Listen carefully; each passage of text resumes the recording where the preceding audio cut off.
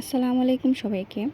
আজকে শুক্রবার, তো ভাবলাম এই গরমের মধ্যে মাংস, বিরিয়ানি এগুলা রান্না না করে নর্মাল কিছু খাবার রান্না করি, যেগুলা গরমের দিনে খেতে খুব ভালো লাগে। তো প্রথমেই আমি রান্না করলাম মাছ ভুনা, পাঙ্গাস মাছের ভুনা। তারপর হচ্ছে আলুর ভর্তা, ঢেঁড়স ভর্তা।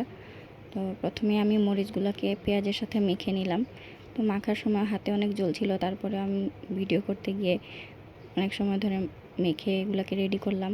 তারপর এগুলা অর্ধেক অর্ধেক করে আলু ভর্তা এবং ঢেঁড়স ভর্তার সাথে যোগ করে দিলাম।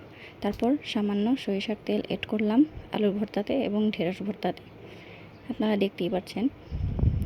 তারপর এগুলা মেখে তৈরি করে নিলাম লেবু, সাদা ভাত, তারপর সাথে আছে ডাল, শুকনা মরিচ দিয়ে পাঙ্গাস মাছের ভুনা। এটা আমার মেয়ে খুব পছন্দ করে, আলুর ভর্তা এবং ঢেঁড়স ভর্তা।